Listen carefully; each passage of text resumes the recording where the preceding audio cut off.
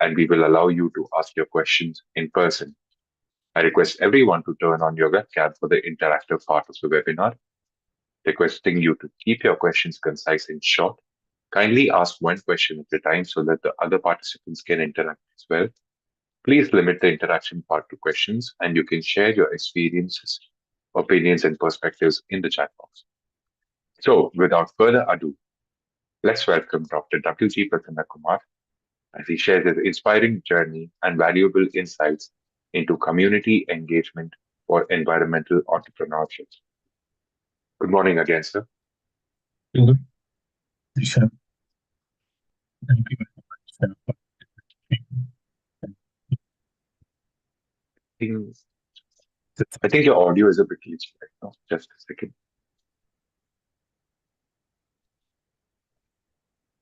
okay. Uh, Rakesh Pratyuksha, could you tell me if the audio is clear on your side, please? It is a bit breaking. Glitchy, right? Yes, yes. So kindly check your audio output device in the audio arrow. Like over there, there's an audio arrow. You can select the microphone over there. So you can select uh, a different microphone.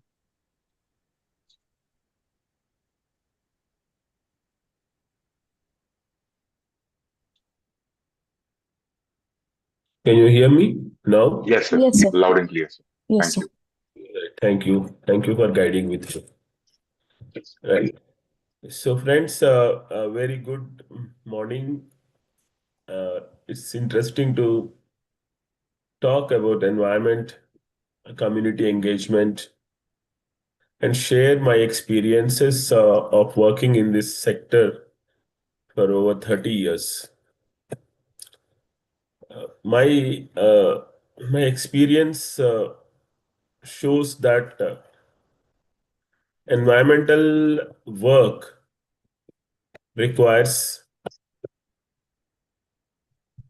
an example of environmental work. It is a redundant tautology. That is, you are saying the same thing. But if you are looking for a bigger environmental work, then you need to show a smaller environmental work which will give inspiration and confidence that a bigger environmental work can happen. From there to a much more bigger environmental work, you have to treat that path of demonstrating the effect of the first level of environmental work. See, when I started my work in the Pollution Control Board, I was a little bit concerned about the Ganesh idols that we were making, and we were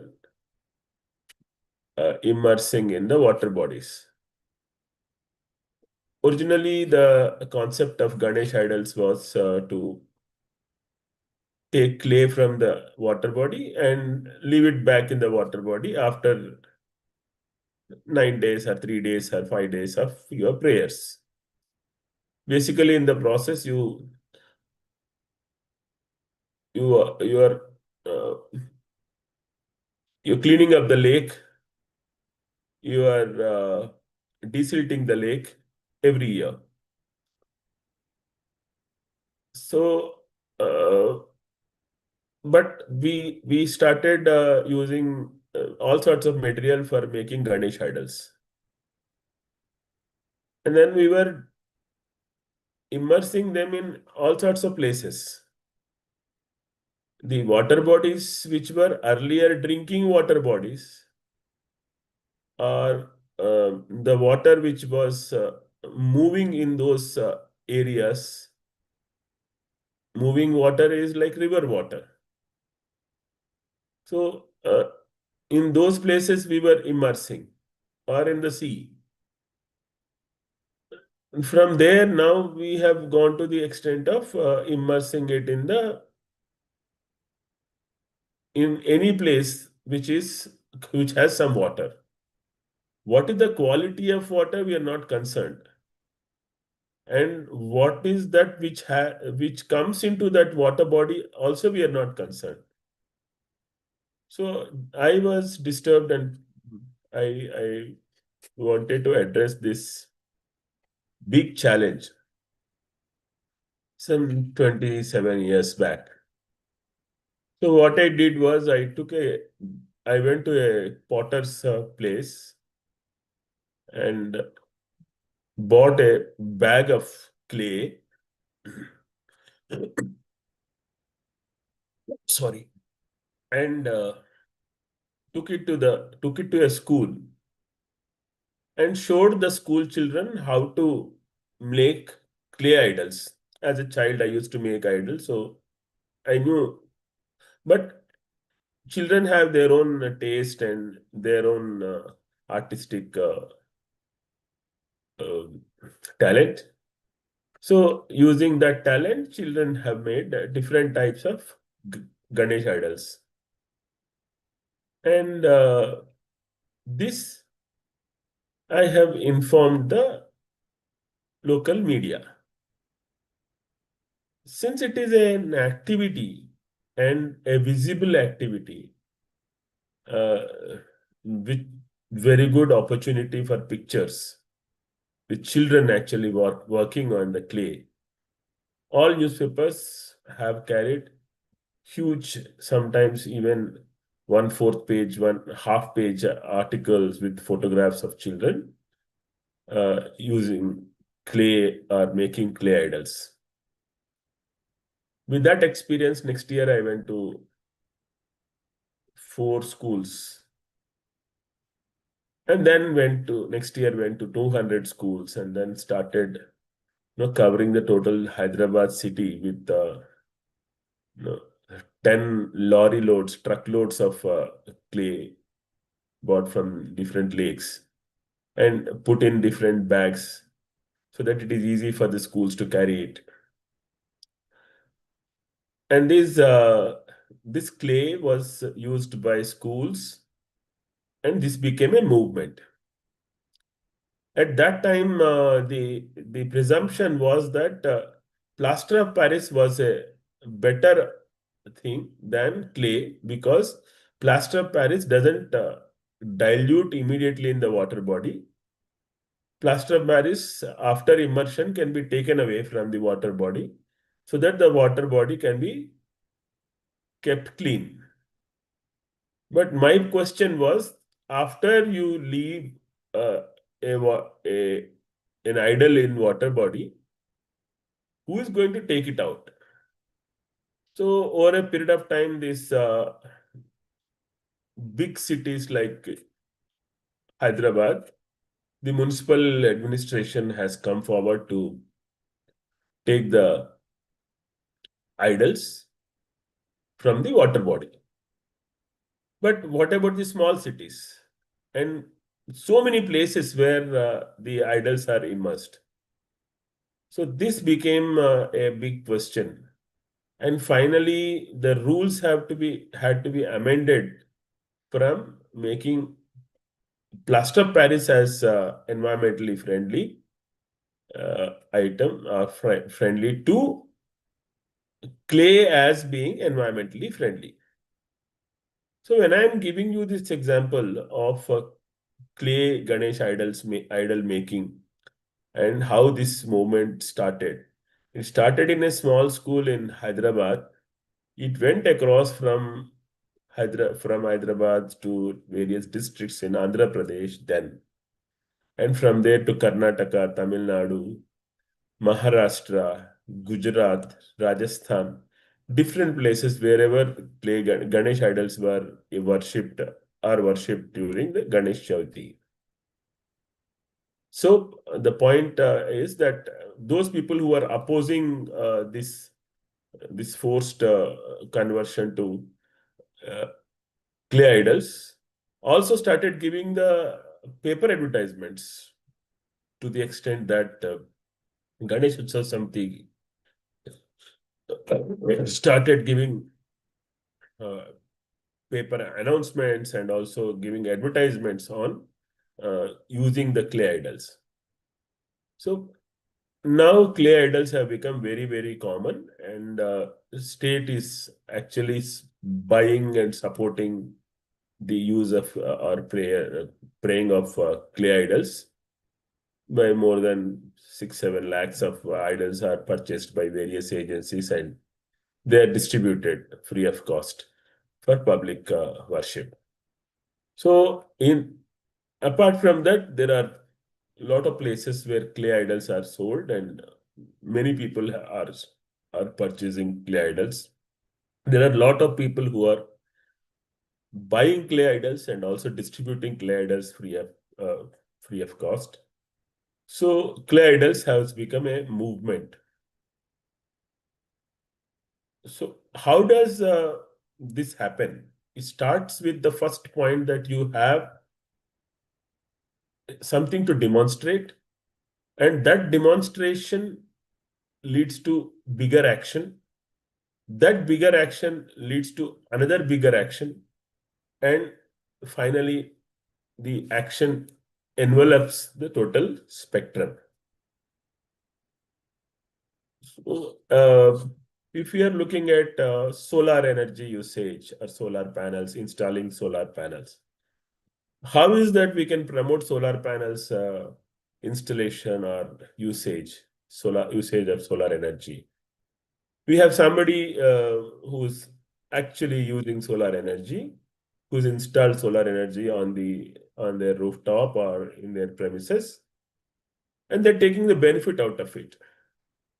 That person speaking about the benefit that he is deriving out of this solar energy has conviction in the message transaction.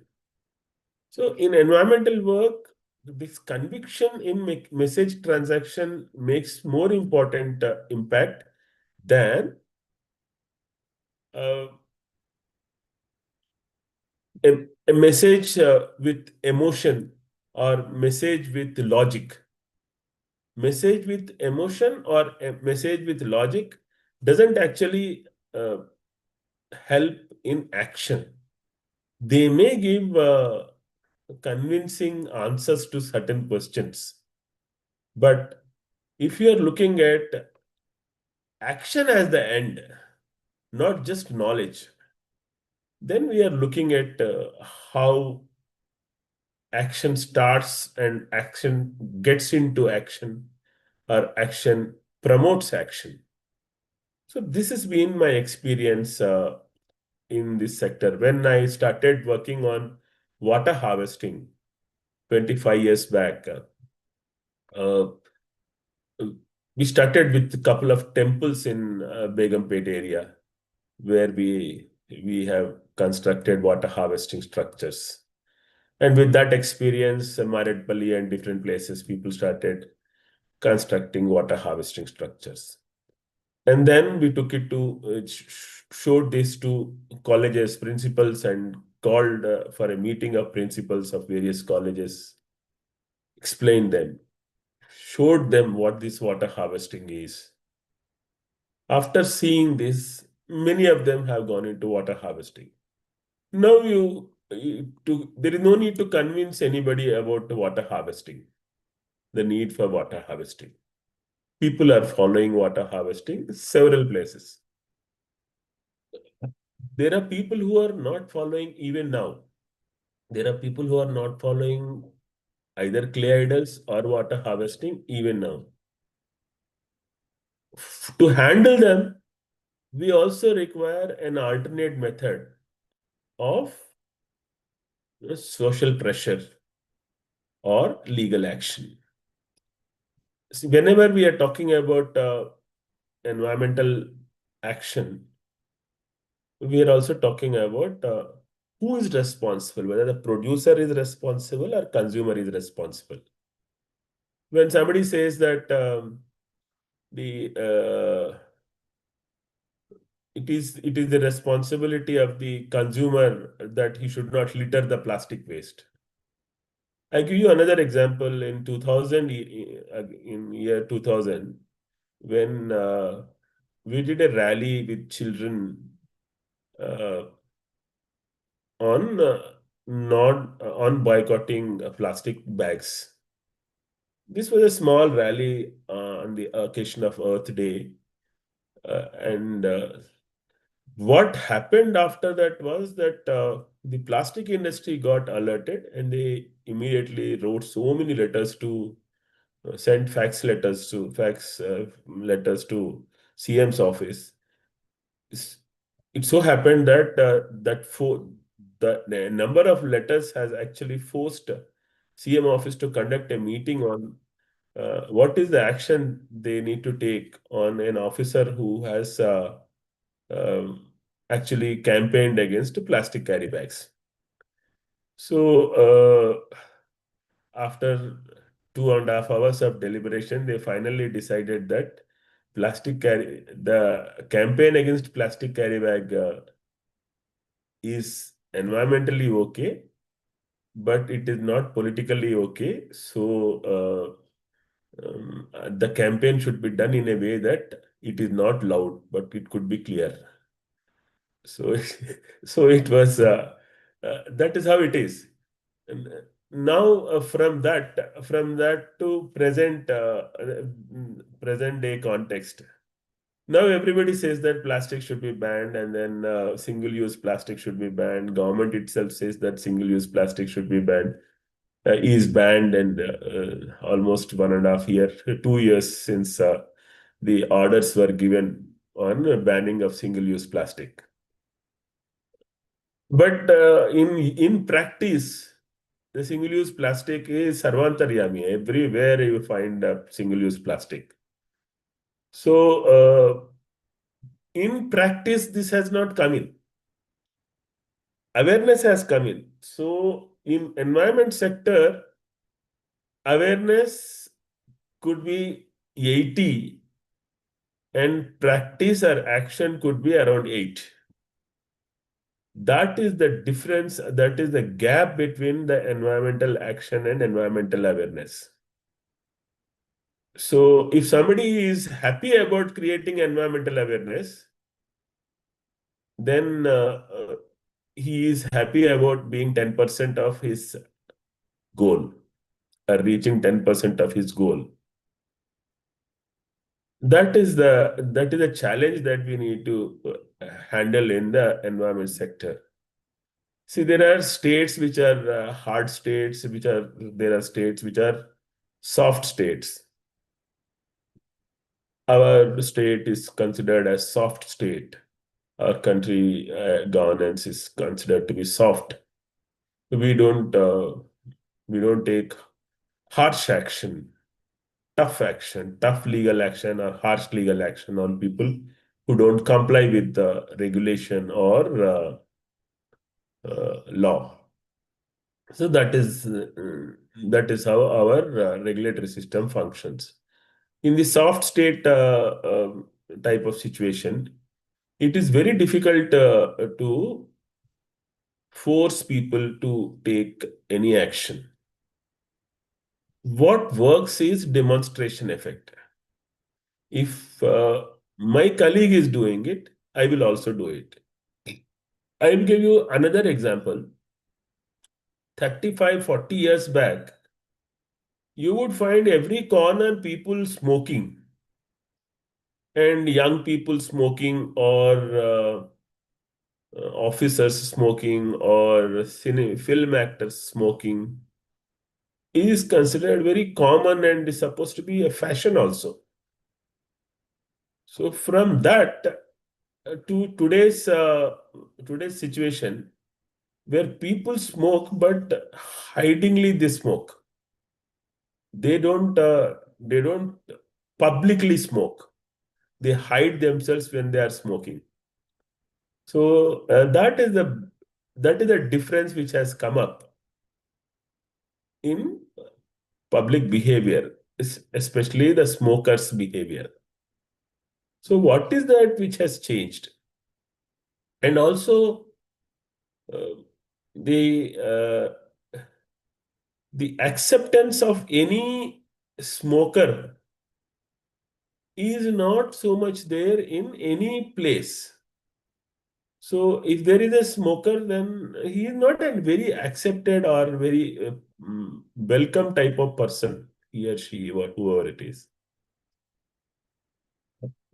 So what has come up is public abhorrence. People hate and people publicly show hatred towards smoking, and they show it on their face. So the way somebody turns off the face when somebody is seen smoking, it makes the smoker feel very bad that he is smoking or she is smoking. This is a situation which can have impact. If public abhorrence or public opposition or public insult would have lot of value. There were audios made saying that songs made saying that what type of life is it uh, when people uh, when what type of life is this when you are throwing waste in the public domain or spitting in public area. Uh, so that type of questions are asked, and the answer is that that is it's worthless life is the answer. So songs were made like that. So it is accepted that people can be shouted at uh, or or publicly abhorred for being for creating nuisance like spitting up the pan or smoking.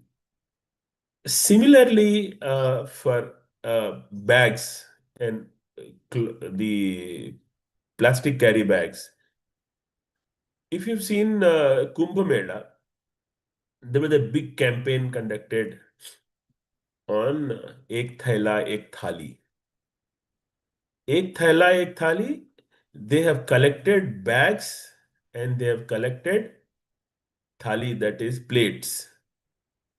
So, and distributed more than 24 lakh plates, steel plates were collected from all over the country, and they were distributed in Prayagraj Kumbh Mela, and they were utilized in Prayagraj Kumbh Mela, reducing the load of plastic waste by more than 50 tons every day. That is the amount of waste they could stop the moment they shifted to from the plastic to Ek Thela Ek Thali system. See, change is possible, but change requires action, not just words, and that action needs to be concerted. And that concerted action will be definitely recognized, will be valued. So communities, when they come together, you see so many of the residential communities or gated communities, you will not find anybody spitting or anybody littering on the way. People are cautious. They are using the dustbins. You find while outside the gated community, you may find a lot of garbage, but inside the gated community, you will find the roads and every public place is being kept very clean and tidy. Right. So for this, if you take this as the logic, you see many of the residential communities also are collecting the Ganesh idols or distributing the Ganesh idols, clay Ganesh idols. Many residential communities have gone in for water harvesting. Um, they have hired the water harvesting agency or contractor and made water harvesting structures. in several places, or every household in a residential community also has a water harvesting structure. So when a community works, the community in the community with the community pressure, even if one or two persons do not want to heed um, or oppose an activity, they still have to accept or bow down before the community pressure. So since they everybody wants to be part of community and accepted by the community, uh, even with opposition, they finally comply with. So that's why communities have a very important role in environmental action. Because anyway, a mosquito may be born in my room, my house, but it will go and bite the neighbor. So just because my neighbor is clean, it doesn't mean that he is safe from the mosquito because mosquito is born at my place. So uh, there is another thing called as everybody lives downstream. We have a tendency to wash our linen in the uh, wash ourselves and wash anything in water body. So considering that water is going down and you are living upstream, but there is somebody else upstream who is also washing, and whatever he is washing, that is coming to our place, and whatever we are washing, that is going downstream. So it doesn't mean that we are living upstream, so we are safe. Everybody lives downstream, so everybody has to take action and respond to the need. In environmental work, there is another challenge in that best available technology is what is used or what is proposed or what is supported. If you look at the campaign that is being conducted on the bulbs and lights, long time back, incandescent bulbs were there, and we were campaigning that tube light is better than incandescent bulbs. So we campaigned for tube lights. After tube lights, we found that CFL bulbs are better than tube lights. So we started campaigning for CFL bulbs. After CFL bulbs, we find that the LED lights are better. So we campaign for LED lights. You cannot say that when incandescent lights were there, you were saying tube lights, and from tube lights you started saying. So every time you are changing the goalpost. In environment sector, every time the goalpost changes, and we have to accept the goalpost changing because the environmental situation is directly linked to our behavior patterns.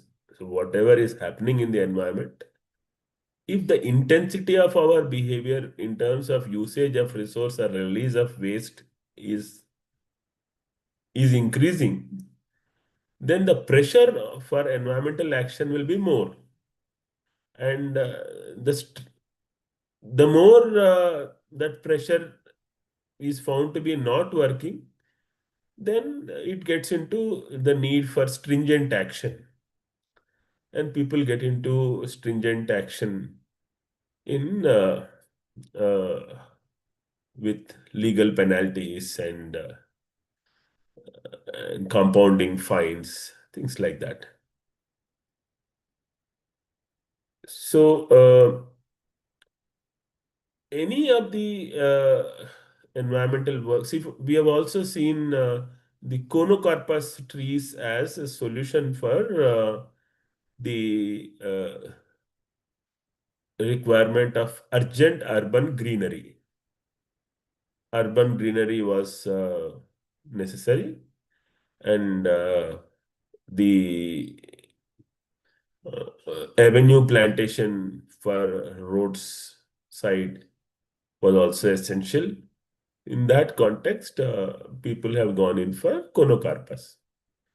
And after a while, there is a research which shows that the conocarpus pollen is likely to cause asthma. So, the conocarpus trees are to be avoided. Similar was the case with eucalyptus trees. Eucalyptus, actually, even grass doesn't grow, and then no animal, no birds, no nesting can happen on eucalyptus trees. And then eucalyptus trees drain away the water from the ground. So instead of supporting the environment, eucalyptus is anti-environment. When that aspect came up, people started boycotting eucalyptus, and we started not promoting eucalyptus. So science and technology gives us the latest in the environment sector. And we go by the latest in the environment sector. Just because we have got the latest in environment sector, it doesn't mean that we are to be condemned for our past. At that particular time, that was the knowledge that we had. Presently, this is the knowledge that we have, or this is the technology that we have. We from probably 20, 25 years back, we never would have thought that we will have in every corner of the street, you will find electric charging point, pay pay based. No, you pay money and then you charge your vehicle. That type of situation was not even thought of, that could be actually possible through any technology. But then now we have a lot of places where you have electric charging centers or places. The point is that while we are optimistic, best is yet to come. We never thought 25 years back that climate change as an issue will come up.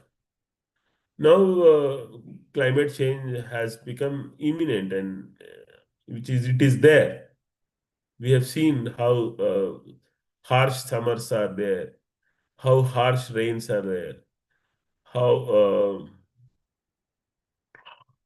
how cloud bursts are happening, how urban floods are becoming common. So these were not thought of as possibilities some time back. So what we have to look at is what is possible, what can be done from techno-economic angle. So right now, what is the technology available? Right now, what is the affordability of people? If the affordability is there, then that technology will be adopted and the technology will get universalized. Till the technology it gets affordable, till the people get the affordability of that particular technology, the universalization of that technology may not be there. If the technology is benefiting, if the technology is in public interest, then we are expecting people to be working, keeping in mind the public interest. public interest forcing people to behave in a particular way or adopt certain technologies or practices is not very a powerful tool. While for communicating emotionally, it is useful, it is impactful. But just because everybody would benefit, because it is good for the society, people will not do it. So there is an issue of what is in it for me. When we have an answer for what is in it for me, then we can expect people to respond. If we are looking at the the corporates getting into environmental work, the expectation from them and the response from them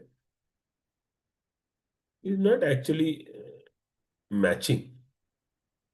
The expectation is very high, response is not. They are looking at what is their duty, and the world is looking at what is their responsibility. Duty is what is given in the law, on in the law book or as per the statute. Responsibility is beyond the statute. So while giving permissions to industry these days, these aspects of carbon credits, carbon neutrality are also coming in, that by which year they are going to be carbon neutral, by which year they are going to handle their waste completely. If in case of the plastic manufacturing industry, how much of applying the principle of extended producer responsibility.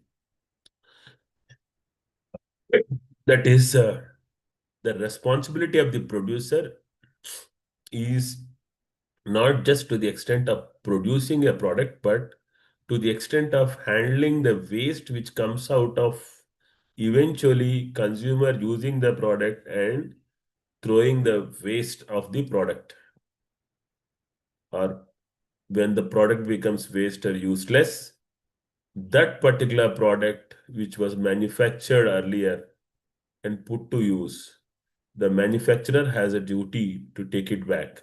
So this aspect has come in the extended producer responsibility. Another aspect which has come up recently is the circularity. That is, any product will have components, and some components will have larger life, some components will have smaller life, but the life of the product will stop after any of the component is stopping or is not functioning. In that case, while other components are working, one component is not working. If it is making the item not useful or out of use, then it is environmentally wastage of resource. So the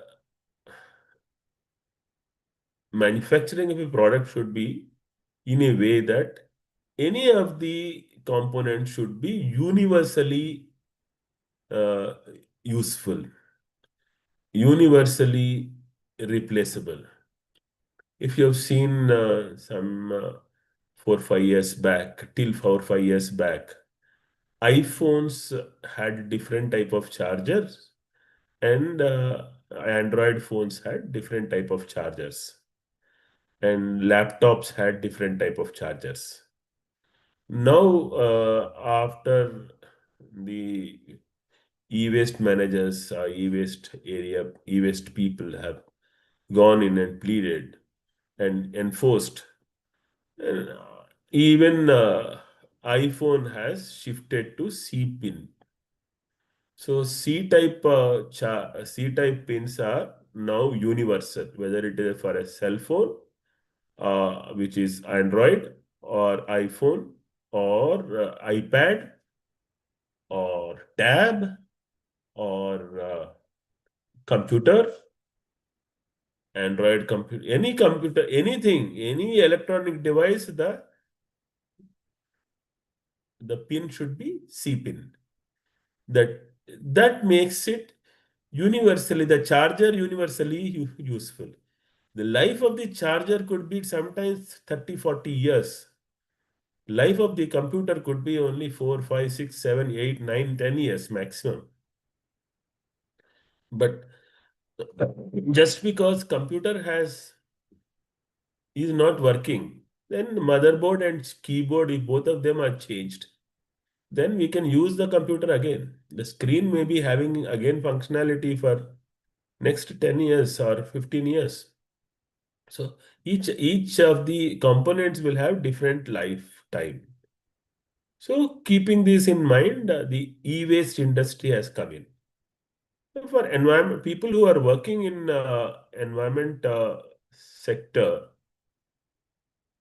we don't get people to work at the price that we can afford to pay. Keeping this in mind, internships, apprenticeships, and community projects are encouraged. Students get into these projects, and they they do it voluntarily. It's a learning experience for them. It is a service learning for them, and the environmental sector gets the benefit of people working. We've seen several places, lake cleanup or the park cleanup or area cleanup or plantation work. People get into that because it is, we are not able to pay that much. But if we are looking at environmental work being conducted sustainably, then we require to make it economically viable. Only economically viable environmental work will sustain. If people are able to get benefit of that environmental work, then that will sustain. E-waste management will sustain. Plastic waste management will sustain. Recycling industry will sustain if it is economically viable. So making it economically viable is what we need to look at. And for that, there should be willingness to pay. Willingness to pay should be equal to willingness to accept.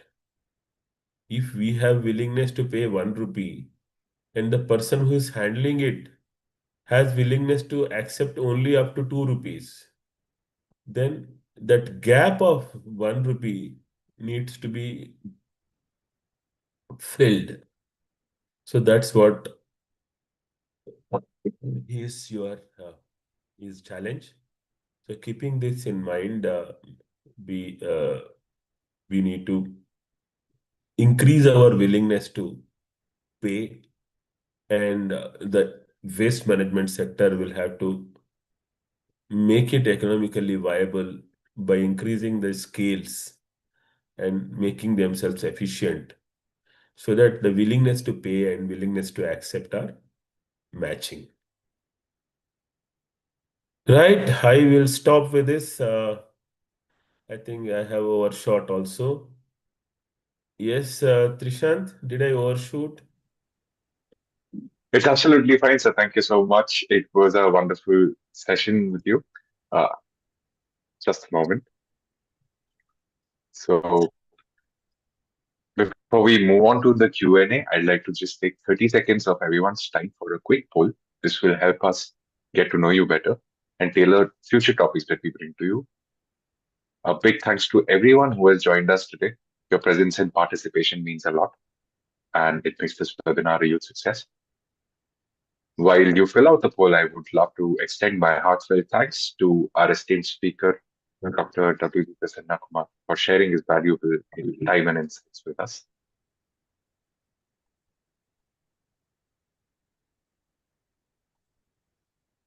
So I'm going to do a brief overview of what Sir has spoke till now, in case anybody has missed the session.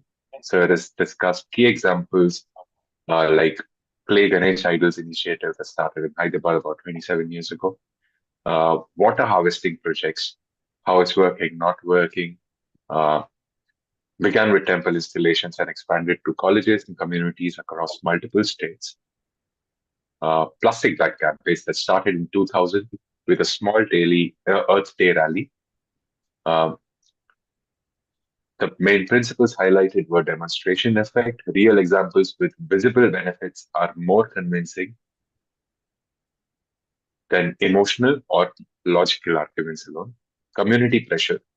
Residential and communities-gated societies can effectively enforce environmental practices through social pressure. Economic viability. Environmental work must be economically sustainable to ensure long-term success. Evolving technology. Environmental solutions must adapt as new research and technology become available. Key challenges Sir addressed were gaps between environmental awareness and actual practice, need for willingness to pay, matching willingness to accept waste management, importance of extended producer responsibility and circular economy principles, the roles of internship and community projects in making environmental work more affordable. So this session emphasized that successful environmental entrepreneurship requires community engagement, economic sustainability, and adaptive approaches based on evolving scientific knowledge. I hope I've covered all the points you mentioned, sir. And I request all of the participants to quickly interact with the poll. So some of the questions we had put in were, how would you like to contribute moving forward? Uh, the options were volunteer work, research projects, community awareness activities, startup or innovation ideas, internship or field work. Maximum people have selected community awareness activities, and volunteer work is something very less people have chosen. I think volunteer work is extremely important because it's the most hands-on thing that happens in any environmental protection activity. The second question is, which environmental problem would you like to solve first? And every maximum of the people have selected plastic and waste pollution. The second highest selected option is climate change impact. Third is water scarcity and contamination. Air pollution and loss of biodiversity last. How would you rate your overall experience? Okay, skip that. All right. Thank you, Rakesh. Could you please turn off the poll questions? I will move on to the Q&A.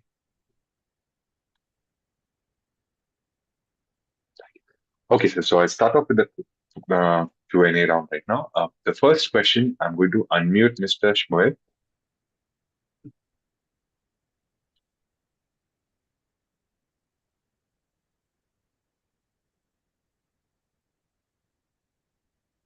You hear me? Yeah. Yes, sir, we can hear you. Okay, thank you very much. Very interesting and insightful presentation. And I want to ask you how, according to your opinion, education system can support effective engagement community in projects of environmental entrepreneurship.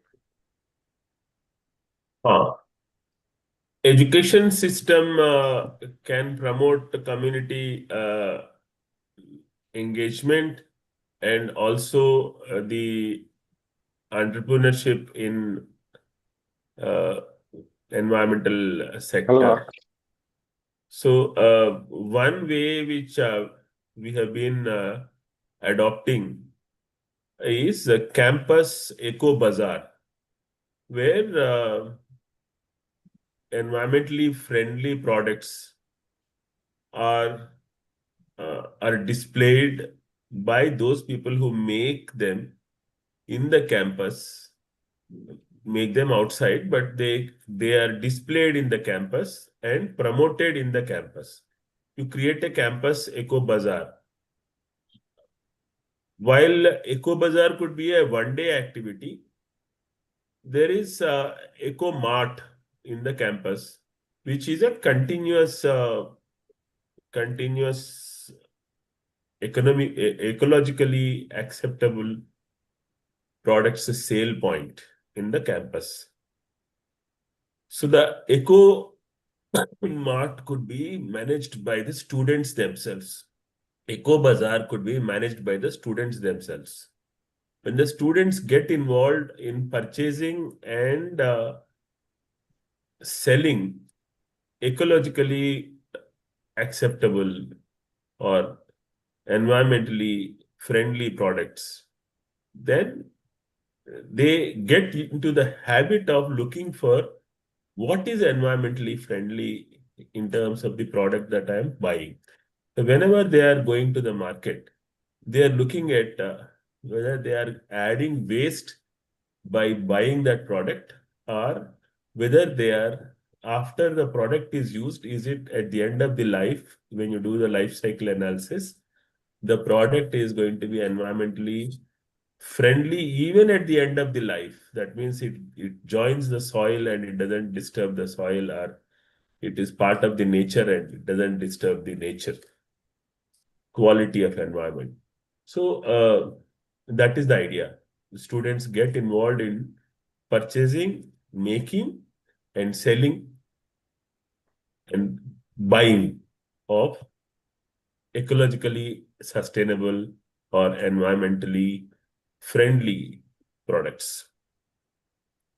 Thank you. That was a good question, and in fact, that's the centrality of the discussion. Thank you very much.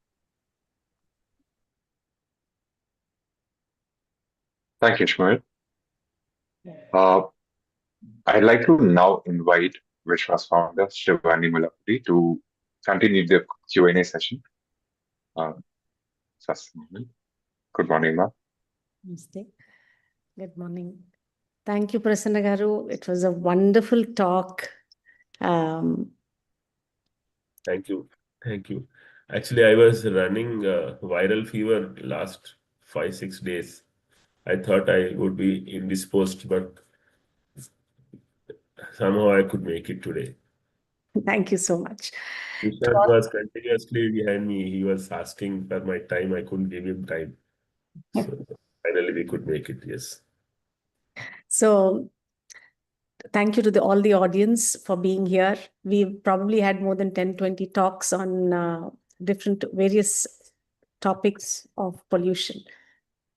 Dr. Prasanna Kumar Garu is from the government's perspective. I wanted to have, since he comes from the Pollution Control Board, I wanted to have their perspective on how the ecology is being dealt.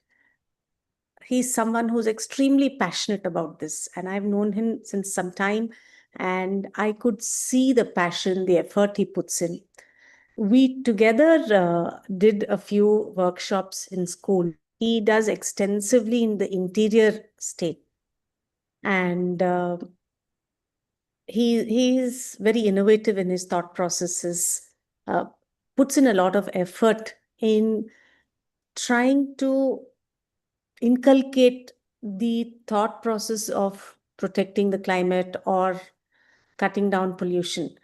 And one of the interesting things that he started was, which are since he's already shared with all of us, one of that eco bazaars. So in Sangareddy, we worked on a workshop, and there were more than 40 stalls put by students within 36 hours or 24 hours on millets, on millet based product. So I was astonished because Andhra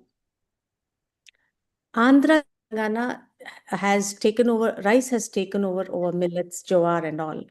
And to get back millets, which is less burdensome, takes less water, and to revive it, and have the children of this generation understand the importance of it.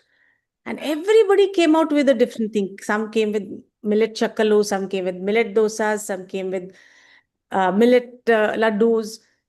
40 different stalls, 40 different stalls. It might look very small, but the impact of the work he is doing is huge. Thank you so much, Prasanna Garu, for the effort you're putting in this field. Yes. I'll just quickly go through the upcoming talks and then we'll proceed with the Q&A. The next talk is on 13th December by, the topic is parent-child interaction and play using stories and props. Apramita Deshpande, founder, Koblot Creative Lab.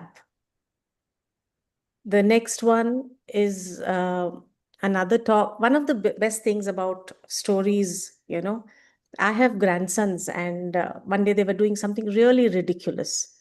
And while giving them a bath, I tell them a story, especially the Panchtantra stories. And there was a story which was about a monkey, about his fear and about him following the right thing. And when I corrected him, he was very upset, my grandson. And he went to one corner of the room, refused to look at me and all. And then I asked him, do you think what you did is right? He said, no, but my elder brother is doing it. What happened to your thought process? Look at the story, in the story, the monkey behaved. He followed what was right? And then he said yes. And immediately he came to me, he hugged me, he sat with me, and we continued his massages and his bath. But the importance of the parent-child interactions, the importance of using stories on a daily basis with our children when they sleep, when they're going to sleep, or in the mornings when we are giving them baths, is incomparable. And we have here Apramita, who's going to showcase how to do it. Then we have the next talk by Dr. Shishir Raval, ex-professor MSU, on ecological literacy and ethical understanding. We had a wonderful talk with him before. I had goosebumps when he spoke. A very knowledgeable man and very sensitive to our environment and people. So that's the next talk on 27th December, 11 a.m. to 12 p.m. And then the Q&As. The third talk is by P. Anuradha Reddy, Conservation Biology and Pollution Genetics of Endangered Species. This is coming up in January. So the title is, Where Will the Tigers Go? Yes. With this, I will carry on with our questions. Sir, you had spoken about plastics. Okay, here is one of the, some of the workshops that we had done. Do you have any testimonials, Rakesh, that you can put? Yes, ma'am.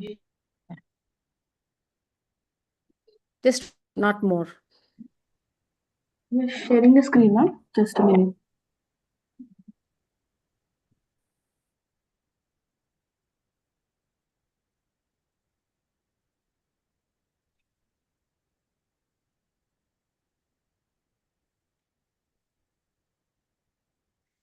In addition to the talks we've had till now, see, we've covered air, we've covered plastic waste, we've covered municipal solid waste, we've covered e-waste, we've covered construction waste. We are yet to cover biomedical waste, textile and fashion waste. We've done a little bit. We have not covered radioactive waste as yet. We've covered agricultural waste to a little bit. Industrial and mining waste also we have done in the last talk by Mr. Prasanna. So mining waste, what we have done is Mr. Powell has spoken on how the mines that have been used, how he's restored them. It's a wonderful talk. Rakesh, I also would like you to put up all the previous talks that we have on the chat box. Yeah. Will this testimonial take some time? We'll move on to the next question. Prasanna Kumar Garu, while we have a plastic ban, how is it that we're not able to implement it in a single-use plastic ban? There are two reasons which primarily are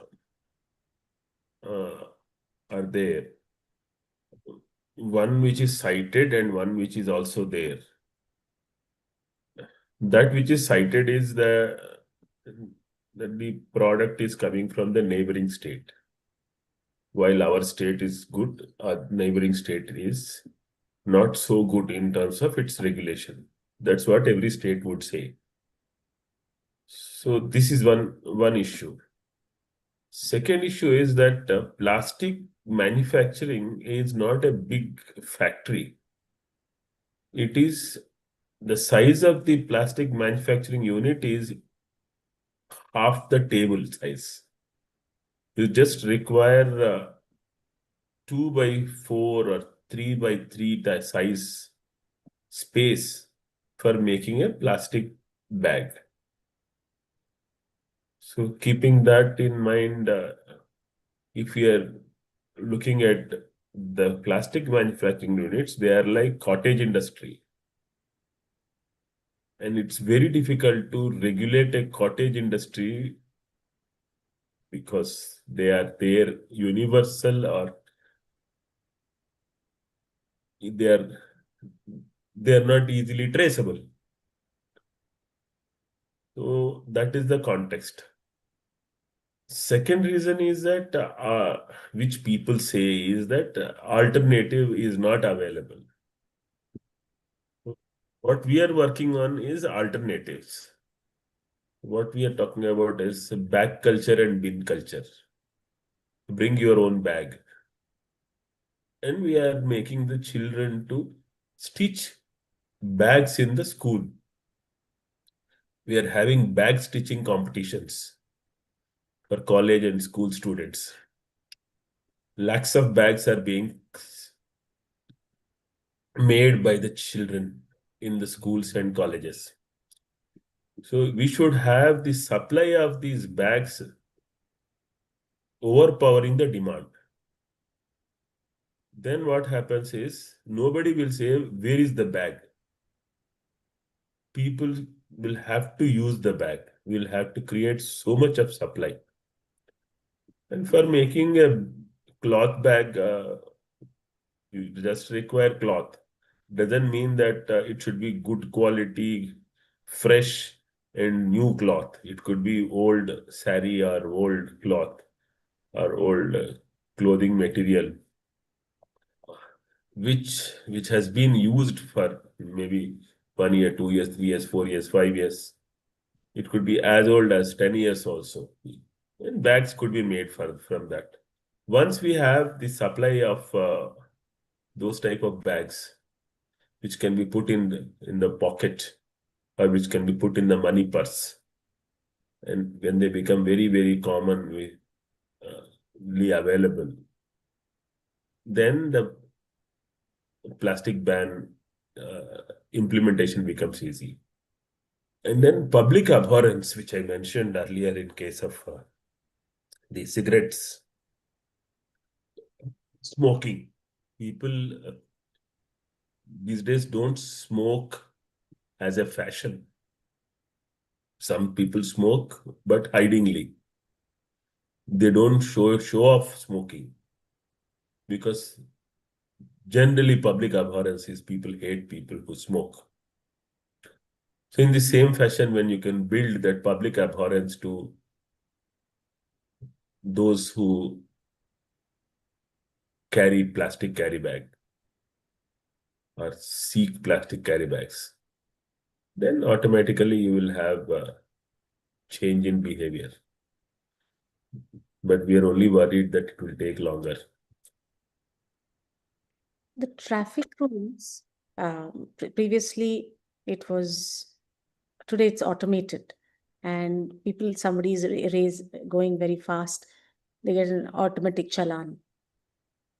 So if that could be automized, for example, Bangalore has said that anybody catches someone with something, any citizen can report it and it will be taken into consideration.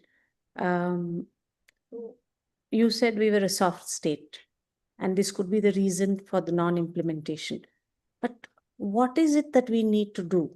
This is from Teresa. How do you hold politicians and industry accountable in today's age? Your point on practice versus awareness is very right. The way to tackle is to tackle political vested interests. So how do we bring in a top-down and a bottom-up um, awareness, and to such that we can move from a soft state to a hard state? Are there any ideas you could suggest, especially because you've been in this field for a long time and you've experimented with a lot of trial and error?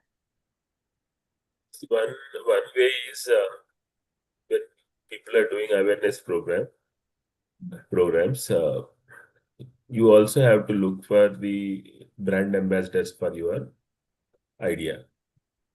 The brand ambassador, if you can make your chief minister or your education minister or your industry minister brand ambassador, then it will have some impact.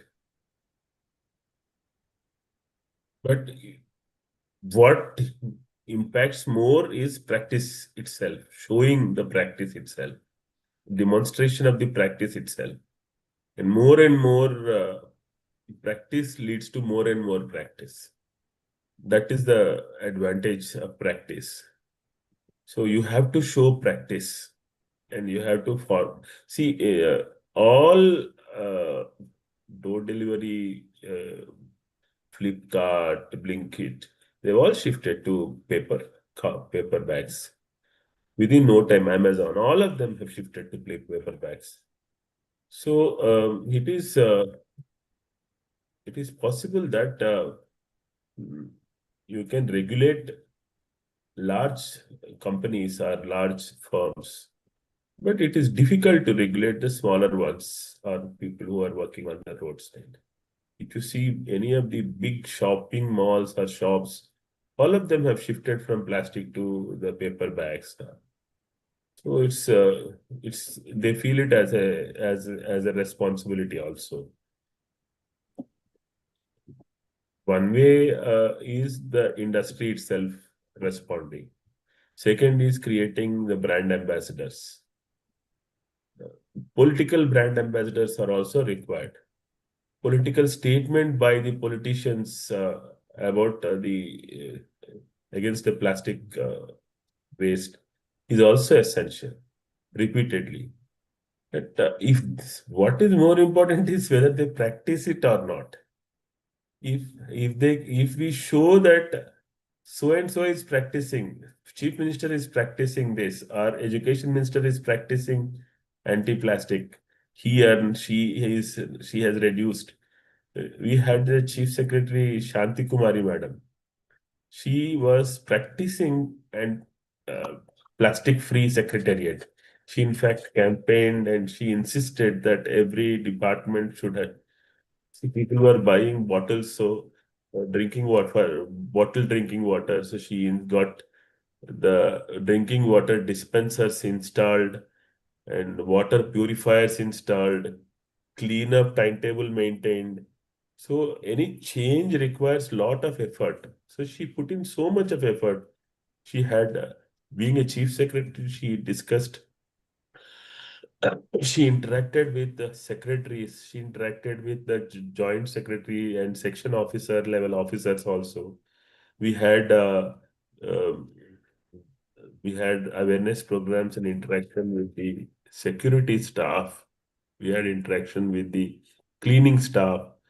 Just to handle secretariat, uh, we had to do a campaign of more than 1 month.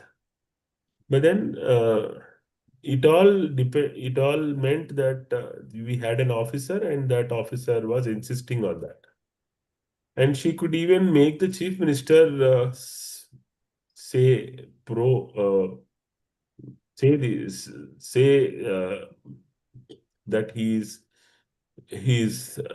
not interested, or he also boycotts plastic, or he gives orders saying that every department in their purchasing, they should ensure that there should not be plastic carry bag or plastic material in their purchasing. So that level, each section, each department has somebody who is handling the purchase. So they were given instructions. So that level of minute details she went up to. So it all depends upon having an officer at the bureaucracy level, and we have the present environment minister, who is also vehemently opposing plastic, single-use plastic and plastics. And then she made statement long time back. We had a mayor, GHMC, Banda Kartika, who made statements against plastic carry bags. Actually, the intensity of the problem is very high. That requires bigger level of action. Bigger level of action gives confidence to people, or makes people alert and respond. If just some words by some people or some small examples, they will not inspire action. That is the challenge that we are facing. So in the schools, there is now a movement, no plastic movement. So no plastic bottle is allowed, no plastic bag is allowed. So children are getting their own steel bottles.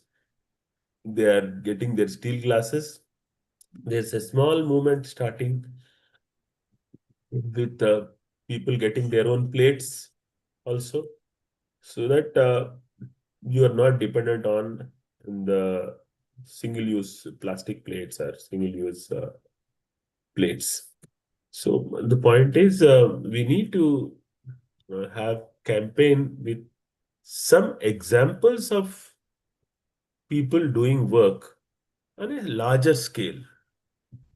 That scale makes a lot of difference. Confidence also increases because of the scale, gives a scale which gives us the the intensity of the response. Right? Thank you. Question one from Mr. Nazir Sheikh. Sir, plastic free plus hidden reality. We are all trying to reduce single-use plastic in bags and packages, but one area often ignored is plastic in drinking water systems, tanks, filters, storage, pipes. How can institutions ensure plastic-free hydration as part of an environmental sustainability? Yeah. So refill. Presently, we don't have refills which are steel or which are not plastic.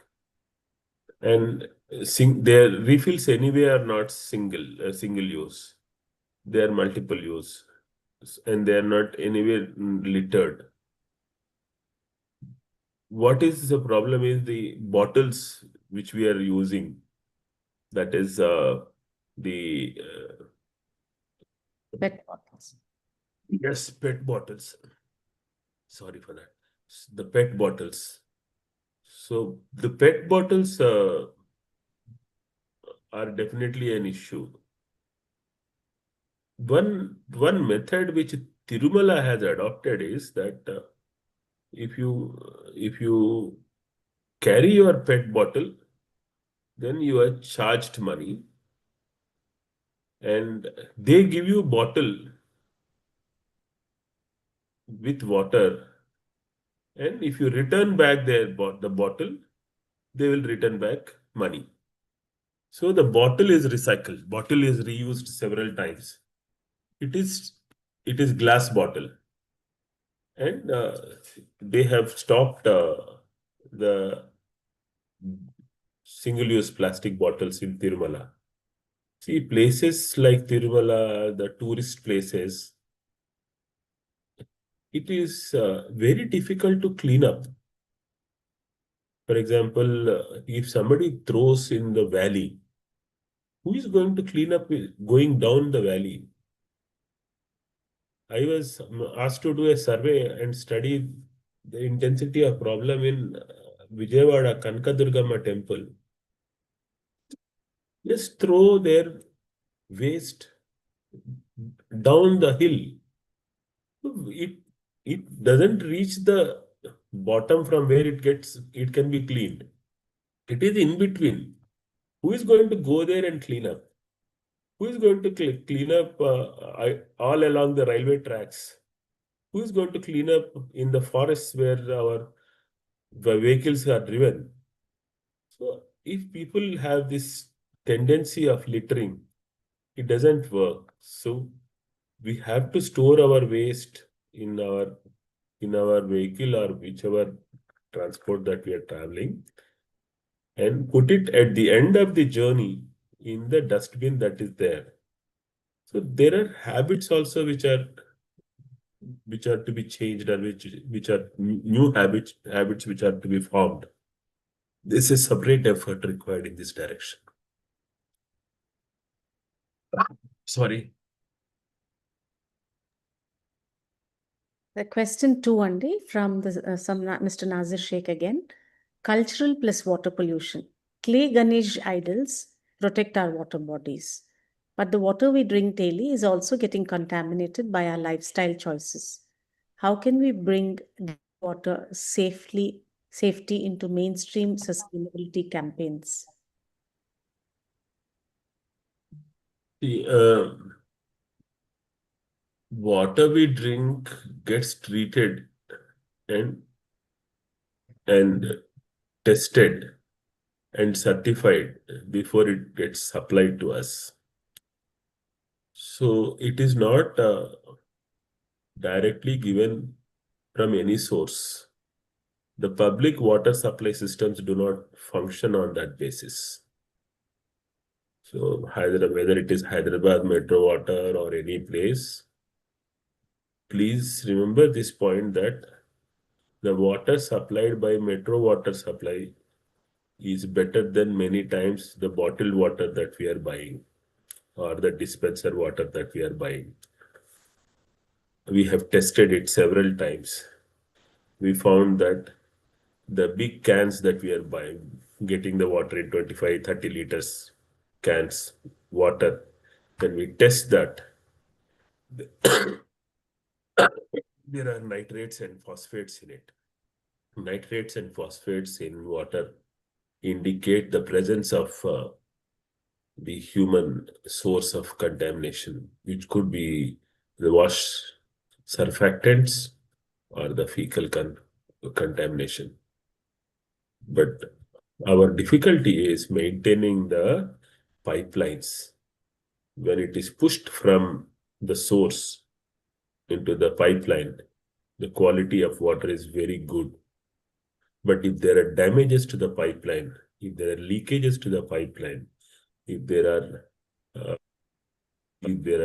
areas where the sewer line and the pipeline, drinking water pipeline are damaged, or get one source and the other source gets connected, that is where the difficulty is. But otherwise, you should be assured that the public water supply system gives very good quality of water.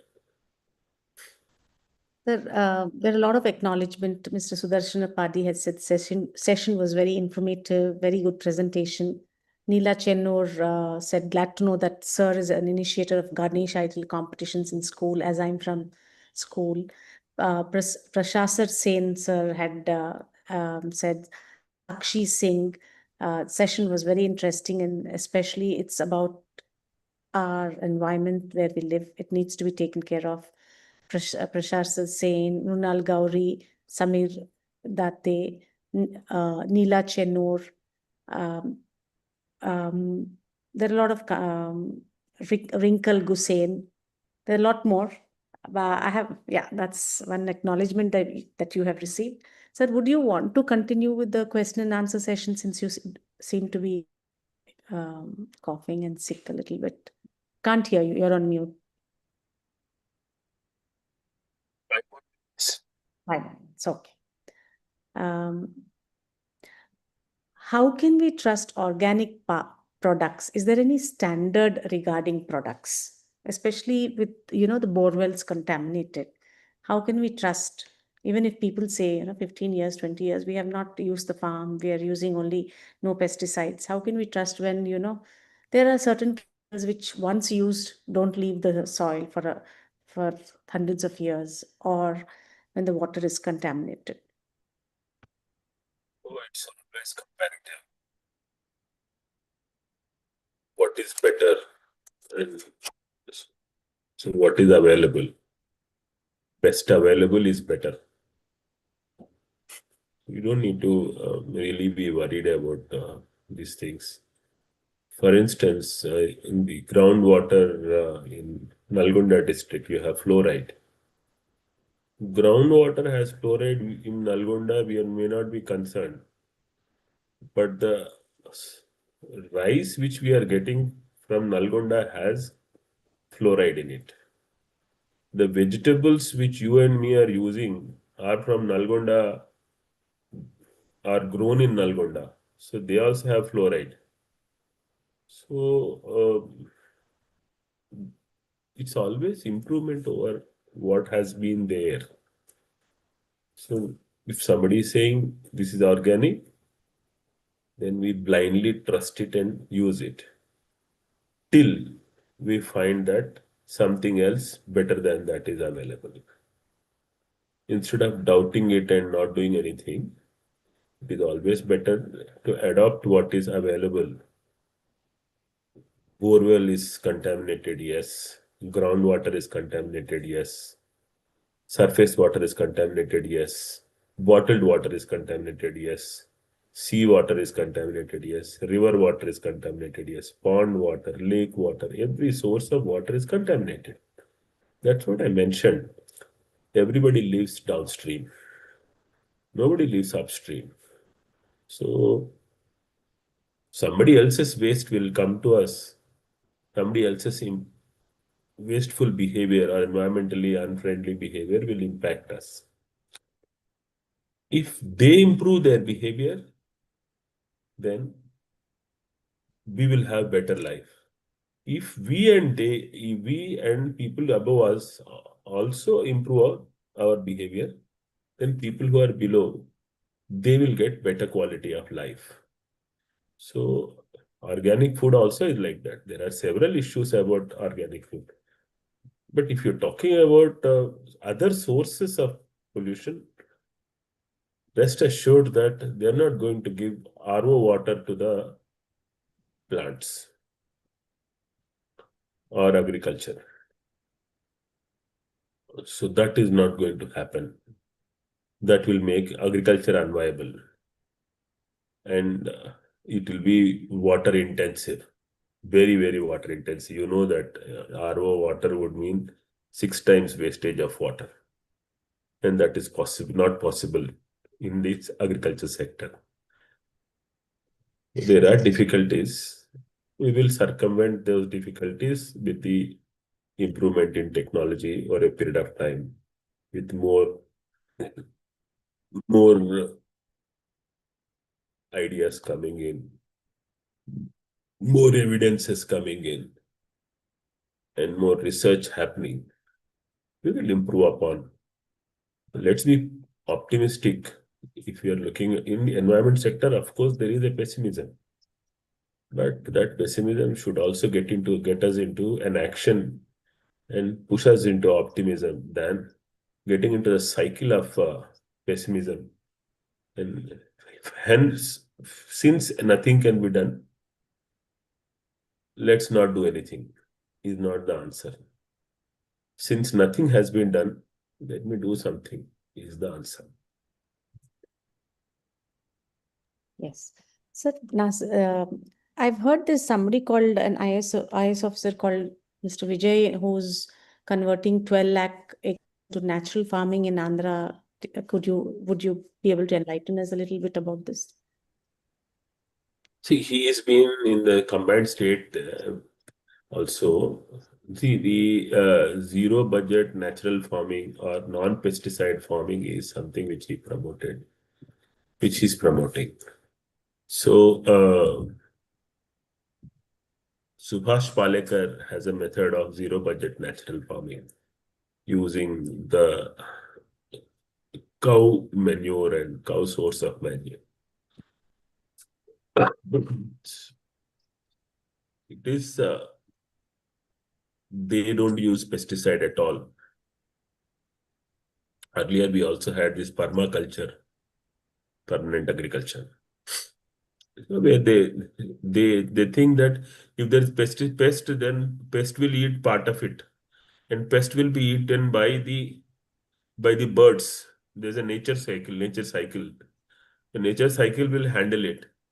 Instead of getting into the nature cycle and disturbing the nature cycle, if 10% of our grain will be eaten by the pest, let that pest be eaten.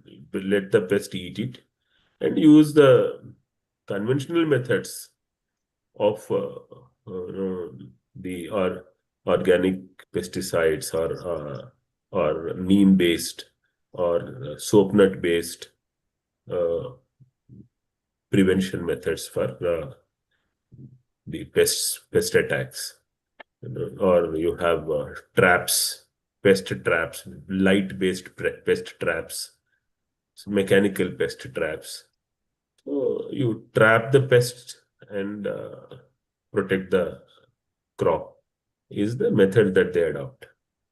And it's quite effective. Only thing is the impact of these things is that the immediate impact is that you lose revenue because there is certain amount of crop loss. But long-term impact is very good because your cycle of using pesticide and more pesticide and more pesticide, many more bags of pesticide, you are breaking that cycle.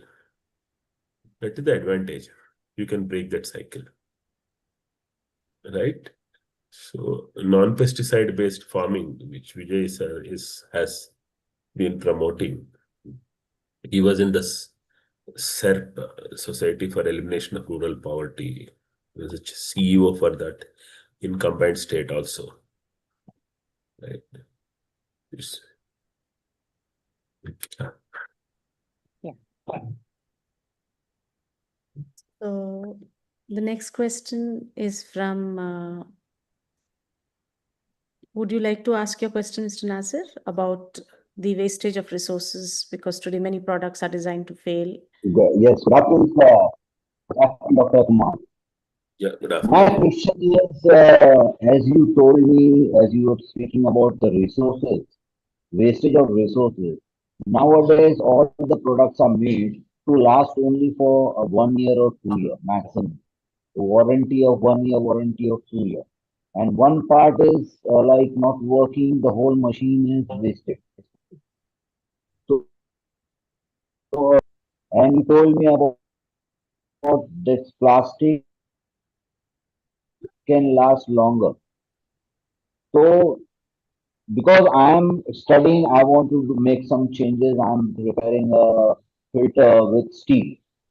So it will last for 20, 25 years. You know, like in our old days, we used to know that a refrigerator is working for 30 years, 40 years. It is not getting even fan was not getting damaged. Nowadays, everything which we are using is made just to last for few years. So we have to take this also into consideration. Yes, you're right. Keeping that in mind itself, this aspect of circularity has come in. That the products are being made to last for a short period. And we also have fads of replacing the fridge even if it is working. Okay. So that's the difficulty that we are facing. People would like to have the fridge of the size of one room, if possible, and people would like to have two rooms size fridge also, if possible. The thing that they can keep everything in the house in the fridge. That type of attitude is there. So the people are replacing older fridges with the newer fridges and new designs. The marketing function is based on this aspect that we have to make you buy. Okay. And the latest methodology is that it should not last long. Only when it doesn't last long, you will buy new one. So they will make in a way that it doesn't last long. So keeping this in mind itself, the regulatory system has come up with this aspect of circularity. So you can change the color of fridge. Without changing the fridge, you can change the color of the fridge. Or you can add something to the fridge. Or we're only talking about fridge, but we can talk about anything else also. So sometimes the repair is costlier than the new fridge itself. So you would prefer buying a new fridge, and they say something like buyback mechanism, where if you buy new fridge, it will be some money, and if you give the old fridge also, you will get some 500 rupees or 1,000 rupees discount. We are getting rid of the fridge and also buying a new fridge. That's what we think. Anyway, that's how the trade functions. Can I ask? Yeah. That is the point I'm saying, because these marketing and the corporates, they are selling things like a printer selling cheaply, but the ink is costing more. Similarly, a small part is not working. They want you to replace the complete part. Yes. So we want to Yes. break. That's my point. Because Yes. most of the material, when we use steel in the purifier, if you use steel, it will last for 20, 30 years.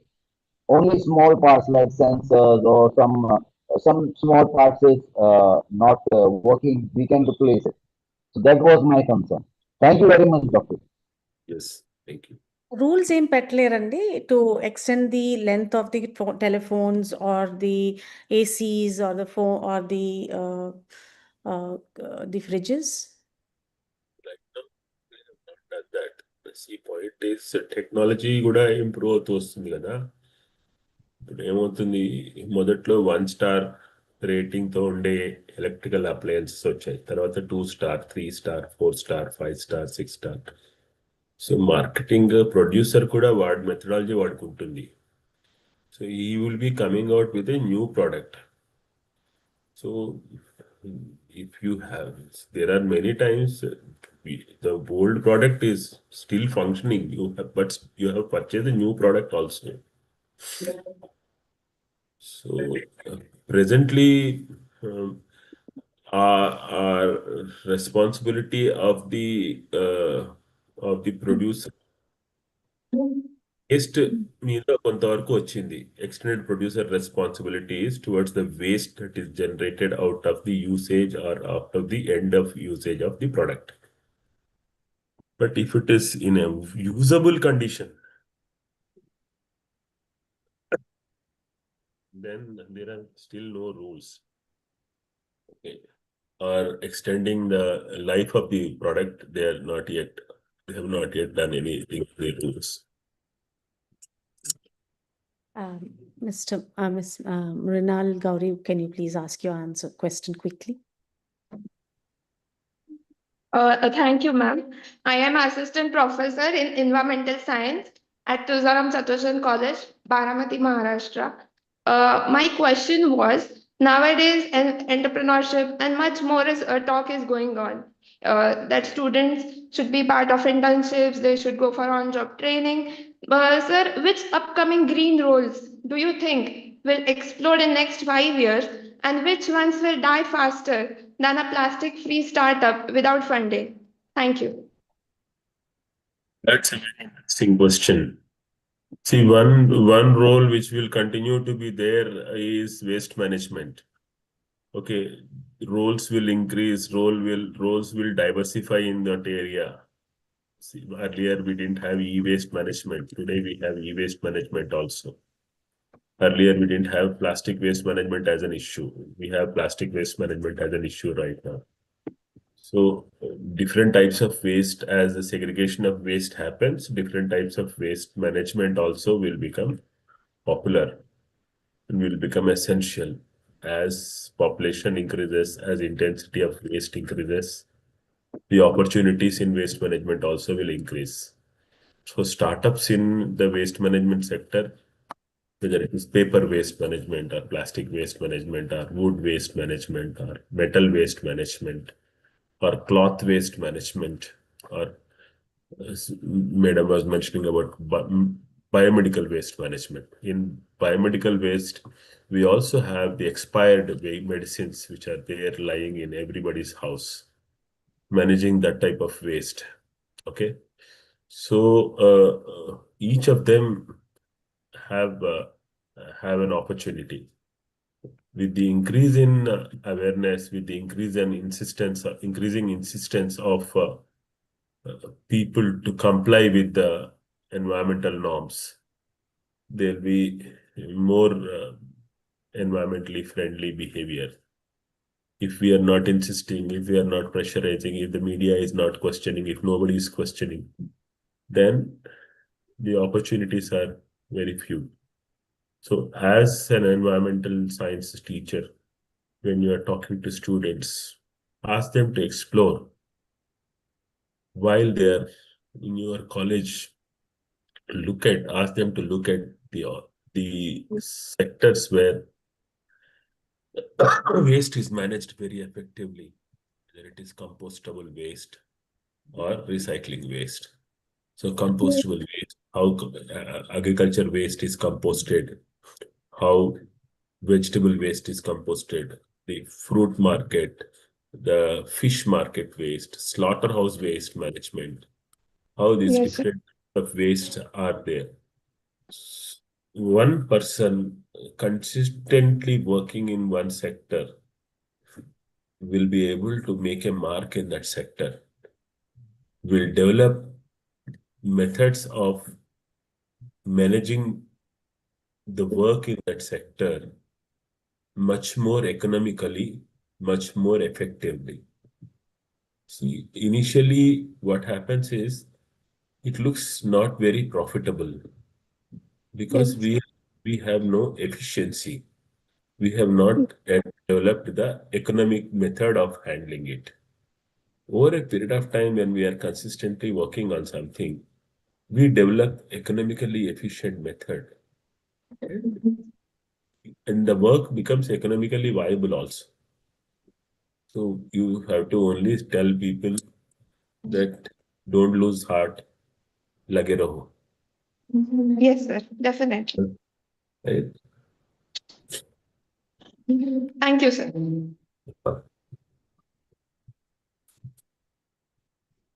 Yes, Trishan, please come.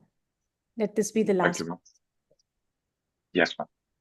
Uh, I'd like to first of all thank sir for mentioning Konokarpus because I'm from Vadodara, Gujarat, and 9 years back, the story of Konokarpus started in my town, and now those are as big as fully grown neem trees. And now the Supreme Court has passed order on banning it, and it's being removed slowly and eventually. Sir, I'd like to ask, as a activist, as a common man, how do I go about dealing with the government to curb future projects like these, like where we can go ahead and stop them from planting trees like Konokarpus? Because most top tier activists in my region or place are protesting, but we are worried about NSA detention or anything that sort of things. And we also know the environmental repercussions which are very strongly affecting right now. So how do we go about curbing such future projects from the government side in a more cooperative way? See, intentions may not be bad. Intentions of the government officers may not be bad. So we don't question their intentions. But the difficulty is that they are working mechanically towards reaching a particular goal. That is where the conocorpus thing has come up. See, technology is, as I mentioned to you earlier, technology is evolving continuously. So your research also is continuously informing you about the impact of using a particular technology. So when you are adopting a technology, you need to be continuously be doing research in that particular area, so that you will know the impact of that. See, before conocarpus, we had shallow roots trees. These shallow roots trees were falling off with small rain or small air, small wind. Also, they were falling off. So then our forest officers went in search of deep root trees. That is where they found conocarpus as the solution. So shallow root trees, answer was this conocarpus. Now conocarpus, we need to look for answer. See, I have asthmatic problem coming from the conocarpus trees. Myself, I got impacted. So I asked my community to remove it. They said they cannot do it. It's greenery, they will not do it. There is no law. I said, I'm not worried about the law. I will pay for it. And if the forest department comes and fines me, I'm ready to pay the fine. And I got the conocarpus trees cut. And I replaced them with the badam trees there. And badam trees are grown up. It's all happened in the last 1.5 years, 2 years. After I have done it, everybody in our community, which has 46 houses, that gated community, all 46 villas have started asking that remove conocarpus from our. The community had taken a decision that, okay, all of you pay for it. This is going to cost so much. Replacement will cost so much. You pay for it, some 2.5 lakhs or 3.3 lakhs. People have paid for it. Not for no fault of them, everybody had paid it. So point is, it's replacement we need to work for. We had to work for. What is better today is only best available. It is not the best forever. Something else will come. And that would be definitely showing us what were the ill effects of that earlier best. Earlier best had its own ill effects. Right? Thank you so much. Jain sir, last question. After this, we're closing. Sir, sir, actually, local bodies are responsible to regulate plastic waste and other waste. There are rules and regulations, but they are not enforcing that rules and regulations very seriously.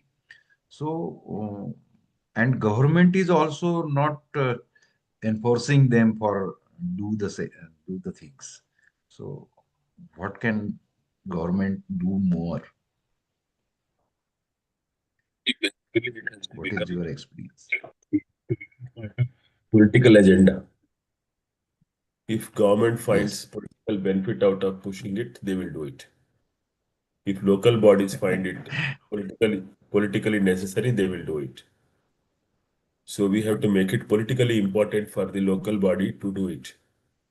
Then they will definitely do it. Whether you ask or I ask, whether none of us ask also, they will do it. Okay. Okay. With this, we close all our questions. Thank you. Thank you, sir. Thank you, Prasanna Garu, in spite of you being ill for the last few days, and it's difficult for you to answer. You've passionately answered all the questions of all our audiences. Thank you so much. Thanks to all the audience for being so passionate about these topics, and always 100 people are coming. The first time we did this topic, only 14 people had come, and my team was like, no, we will not have environmental talks because there's no one to see. And I said, no, we're going to have an environment talk every month until the awareness grows. And today, any environmental talk, a minimum of 100 people are online. Thank you so much. And in spite of the talk being completed an hour ago, we still have a lot of people still participating and asking questions. Yes. With this, I shut down, and Prashant, please, you can take over.